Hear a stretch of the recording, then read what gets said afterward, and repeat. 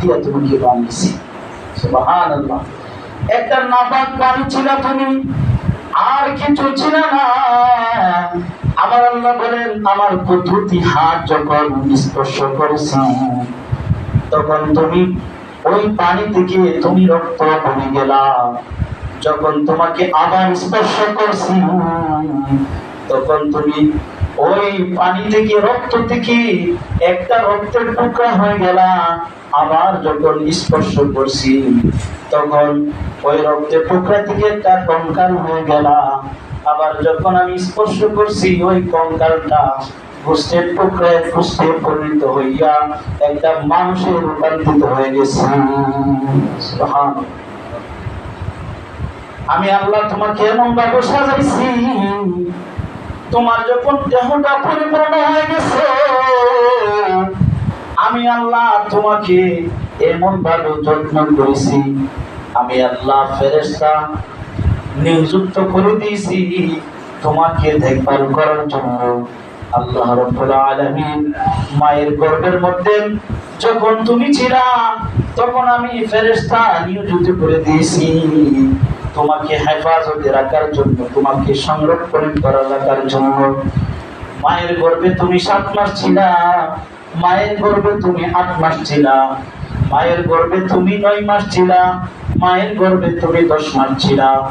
10 মাসের পরে আমি আল্লাহ রাব্বুল আলামিন তোমাকে দুনিয়ার মধ্যে কিভাবে আনছি বুঝবানি। আমি আল্লাহ রাব্বুল আলামিন তোমার মায়ের গর্ভ থেকে ফেরেশতাদের নূরের তৈরি পাতা পাখা দ্বারা আমি তোমাকে এমন ভাবে কুদরতি ভাবে দুনিয়ার মধ্যে আনছি, এমন ভাবে আনছি দুনিয়ার কোনো মানুষ কেন, আমি আল্লাহ ছাড়া কেউ বুঝবে না আমি তোমাকে দুনিয়ার মধ্যে কিভাবে আনছি। মায়ের গর্ভের মধ্যে কিভাবে তোমাকে ফিট করলাম, আবার মায়ের গর্ভে থেকে আমি তোমাকে কেমন ভাবে আনলাম। বান্দা তুমি যদি 1000 বছর হায়াত পাও, বান্দা তুমি যদি জীবন বাড়াও, ওই বিষয় নিয়ে কল্পনা করো, চিন্তা করো, তাহলে আমি তোমাকে কিভাবে মায়ের গর্ভে রাখলাম, মায়ের গর্ভে থেকে কিভাবে দুনিয়ার মধ্যে আনলাম, চিন্তা করে তুমি কোনদিন শেষ করতে পারবে না।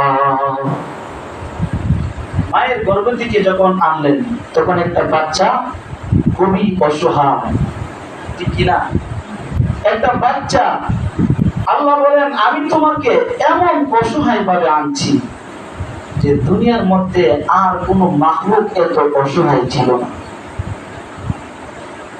তোমার 2টা চক্ষু ছিল, চক্ষু দিয়ে তুমি কোনো কিছু বোঝাইতে পারতা না।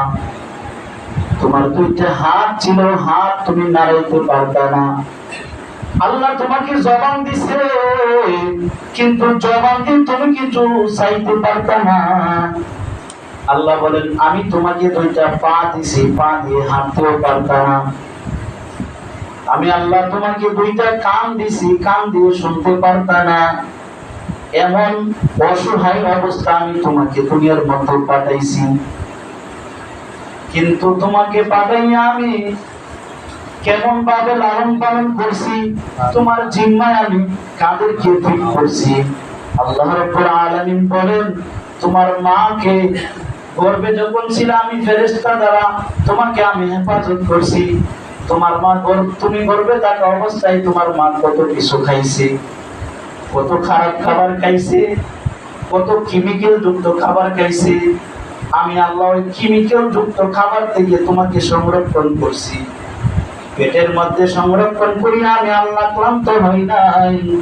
যখন তুমি দুনিয়ার মধ্যে আগমন করছো, যখন তোমার চক্ষু কাজ করে না, কান কাজ করে না, হাত কাজ করে না, পা কাজ করে না, তখন আমি আল্লাহ রাব্বুল আলামিন আমি তোমাকে কিভাবে লালন পালন করছি।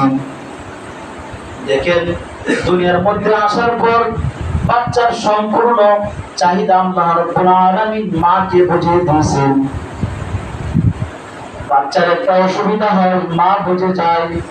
আল্লাহ রাব্বুল আলামিন বলেন এখন আমি তোমাকে লালন পালন করার দায়িত্ব আমি আল্লাহ তোমার মাকে দিয়ে দিয়েছি। তোমার মা দৌড়ে যায় আর তুমি কান্না করো, কিন্তু তোমার আওয়াজের কান্না তোমার মায়ের কানে পৌঁছে যায়।